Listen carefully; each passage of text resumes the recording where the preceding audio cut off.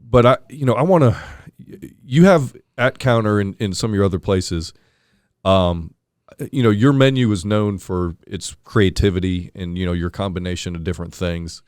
I just want to know, like, where does your inspiration come from for some of the things that you prepare, and how do you bring all these different flavors together? And do you ever come up with something in your mind and think, that sounds good to me, but that'll never work? Or, how does all this kind of stuff come together for you? Yeah, I get that asked that a lot, actually. I think it's a combination of a lot of late nights a long time ago and a lot of munchies back in the day. And but really, I've been able to travel all around the country and to different parts of the world.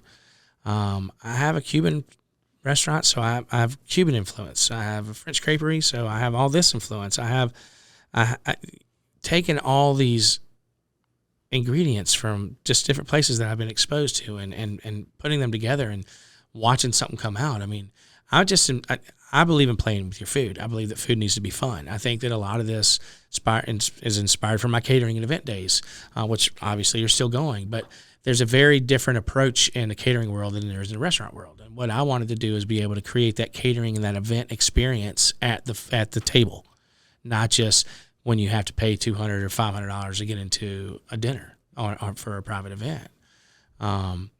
And sometimes things don't work, right? Sometimes the flavor profile doesn't work, and that's the R&D that you're working on.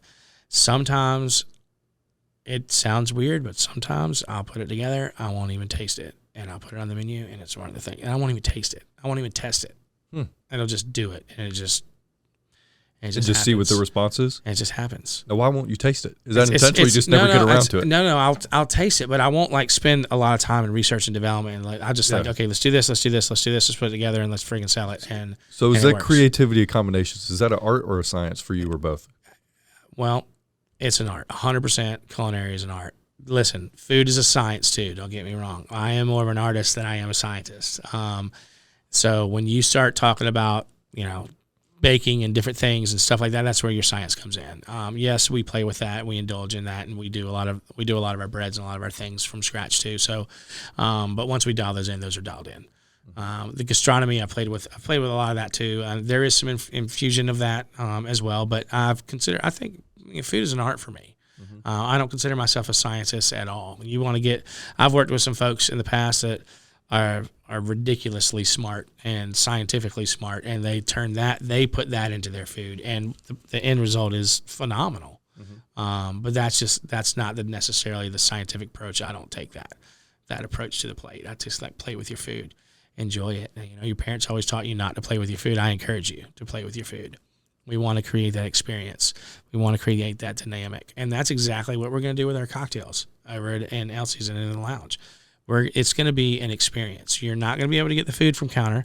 You're going to be able to get a whole other thing. But the experience is going to come a lot in the cocktails. Where we're making our own dry ice and we're making our own things live there. I mean, it's going to take us. We've got some fun apparatuses that are going to allow us to make dry ice in like 90 seconds to order. Almost seems theatrical. Badass. I mean, telling you, sorry for my language, but it's going to be cool. Yeah. And it's not going to be, part of it's going to be theatrical, but it's not going to be like, there's some places that make that stuff over the top. But, at the end of the day, you can be as creative and whatever as you want to, but it's got to taste good. It's got to taste good. Whether it's a cocktail, whether it's a plate, it's got to taste good. So, yeah, we're able to accomplish those things. And I think that a lot of my inspiration is drawn from the guests and the public. And, we at Create, I don't have a website that you can go to and just pick a bunch of food and build your own menu. I've got a great website you can go to and see a whole lot of things that we've done and things that we currently do, but you don't get to pick A, B, D, F, and all these things. I like to hand tailor the menu for you, for each client, for the bride, for the groom, for the corporate entity, whatever it is. What was your favorite food growing up? What was your least favorite food growing up? Tell me your best story about, what's your best memory about food sitting at the table with your mom, your dad, your grandmother, however you were raised. Because again, everybody's got a story and everybody's story is different. But what we can do is is bridge all this together with a great meal. I mean, where does when you entertain at your home, where does everybody end up hanging out? In the kitchen. In the kitchen. When it's Thanksgiving, and where's everybody hanging out? Same thing. In the kitchen. It's always in the kitchen. It's always over a meal. It's always pouring love into what you're doing. And I think that a lot of this industry has lost a lot of that. Yeah. What does that mean to you? A lot of love, or this industry's lost a lot of it? How, like when you say you're pouring love into it, what does that mean? We got this little vial in the back, and we label it love. It's passion. Mm-hmm. Love is passion, and we're doing this I'm not doing this because I have to do this. I'm doing this because I want to do this. I want to share my gift with you guys. I want to teach people on my team how and why this works like this. I don't have all the answers all the time, but you know what? If I don't have the answer, I'll find it out. But you have to care, and I can teach anybody how to cook. I can teach anybody how to wash dishes. I can teach anybody SOP, standard operating procedure. There's one for everything, but I can't teach you a passion. And so I like to be surrounded by people with a deep passion for food, or for service, or for just people. Not necessarily waiting tables or putting a burger on the grill, but just I want to get to know you. If you're on my team, you're on your family. And when we lose people, it hurts because we care about our people, and that goes back to the culture thing. So it goes so much further than what we're putting in the pot or what we're putting on the skillet. It's we're putting love into everything that we do. At the table, at the bar, in the kitchen, wherever. So was that innate for you, or did that come from somewhere? No, I think that came. I mean, I think it's just been in me all my life. My mother was a great cook. My grandmother still cooks. She still does Thanksgiving dinner. Can you believe that? She's 98 years old almost. That's awesome. And only thing I do is the bird.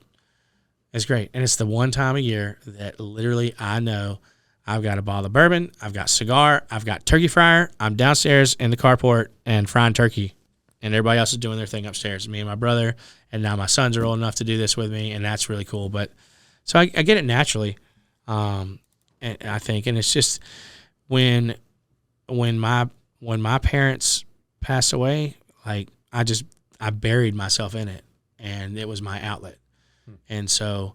When I'm stressed out or whatever, my go-to place, unless I'm on the boat and fishing, I'm in the kitchen.